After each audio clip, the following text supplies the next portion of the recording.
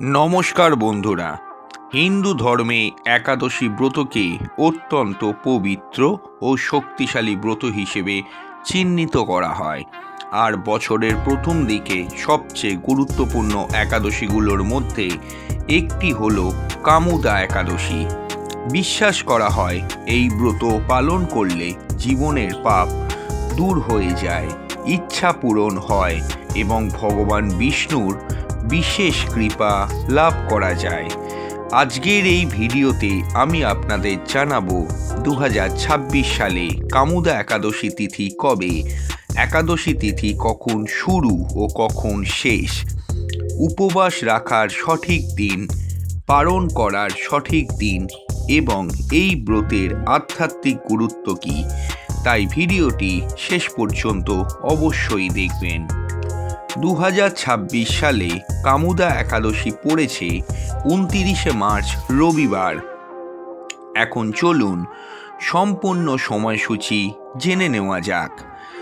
একাদশী তিথির শুরু আগের দিন 28শে মার্চ 2026 সকাল 8:45 এবং একাদশী তিথি শেষ 29শে মার্চ 2026 সকাল 7:46।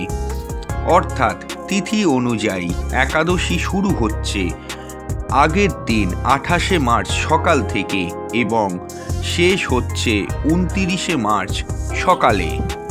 তবে হিন্দু শাস্ত্র অনুযায়ী যেদিনে সূর্যোদয়ের সময় একাদশী তিথি থাকে সেই দিনে উপবাস রাখা হয়। সেই কারণে 2026 সালে 29শে মার্চ রবিবারই উপবাস রাখার সঠিক দিন। একাদশী উপবাস শেষ করা হয় দ্বাদশী তিথিতে, যাকে বলা হয় পারণ। 2026 সালে পারণের সময় হল 30শে মার্চ 2026 সকাল 6:14 থেকে 7:09 পর্যন্ত।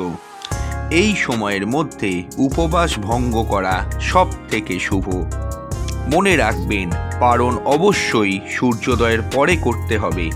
দ্বাদশী তিথি শেষ হওয়ার আগে পালন করা উচিত। কামুদা একাদশীকে শাস্ত্রে বলা হয়েছে ইচ্ছা পূরণের একাদশী। সংস্কৃত শব্দ কামোদা অর্থাৎ যে সব কামনা পূরণ করে। এই একাদশী মূলত ভগবান বিষ্ণু ও শ্রীকৃষ্ণের পূজার দিন। শাস্ত্রে বলা হয়েছে যদি কেউ ভক্তি ভরে এই ব্রত পালন করেন অতীতের পাপ দূর হয়, দাম্পত্য জীবনের সমস্যা কমে যায়, সন্তানের আশীর্বাদ পাওয়া যায়, সংসারে সুখ সমৃদ্ধি বৃদ্ধি পায়। এমনকি পুরাণে বলা হয়েছে এই ব্রত পালন করলে বড় বড় পাপ থেকেও মুক্তি পাওয়া যায়। পুরাণে কামুদা একাদশীর একটি বিখ্যাত কাহিনী আছে। অনেক কাল আগে রত্নপুর নামে এক রাজ্যে পুণ্ডরীক নামে এক রাজা রাজত্ব করতেন। সেই রাজ্যে ললিত ও ললিতা নামে এক গন্ধর্ব দম্পতি বসবাস করতেন। একদিন রাজসভায় গান গাওয়ার সময় ললিত তার স্ত্রীর কথা ভাবতে লাগল। এর ফলে তার গানে ভুল হয়। রাজা রাগে তাকে অভিশাপ দেন, সে ভয়ঙ্কর রাক্ষসে পরিণত হবে। তার স্ত্রী ললিতা গভীর দুঃখে ঋষিদের কাছে গেলেন। তখন এক ঋষি তাকে বলেন, যদি তুমি চৈত্র মাসে শুক্লপক্ষে কামুদা একাদশীর ব্রত পালন করো তাহলে তোমার স্বামী অভিশাপ থেকে মুক্তি পাবে। ললিতা সেই ব্রত পালন করেন। ব্রতের ফলে ললিত আবার তার গন্ধর্ব রূপ ফিরে পায়। এই কারণে এই একাদশীকে বলা হয় অভিশাপ মোচনের একাদশী, ইচ্ছা পূরণের একাদশী। কামুদা একাদশীর ব্রত পালনের কয়েকটা সহজ নিয়ম আছে।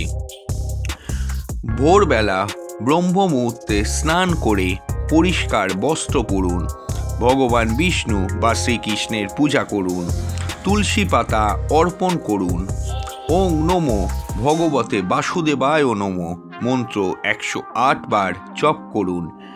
অনেকে এই দিনে নির্জলা উপবাস করেন অথবা ফলাহার করেন। রাতে জাগরণ করে ভগবানের নাম স্মরণ করা খুবই শুভ। কামুদা একাদশীর ব্রত পালন করলে মনের পবিত্রতা বৃদ্ধি পায়, জীবনের বাধা দূর হয়, পাপ থেকে মুক্তি পাওয়া যায়, ভগবান বিষ্ণুর কৃপা লাভ হয়। এই কারণে বহু ভক্ত সারা বছর একাদশী ব্রত পালন করেন।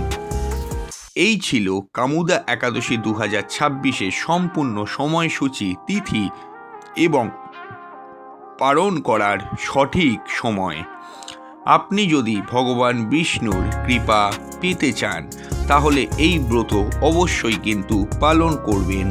ভিডিওটি ভালো লাগলে লাইক করবেন, শেয়ার করবেন এবং চ্যানেলটি নতুন হলে অবশ্যই সাবস্ক্রাইব করে অল নোটিফিকেশন বেলটি কিন্তু অন করে যাবেন। নিচে কমেন্ট বক্সে লিখে জানান কারা কারা এই ব্রত পালন করছেন। নমস্কার।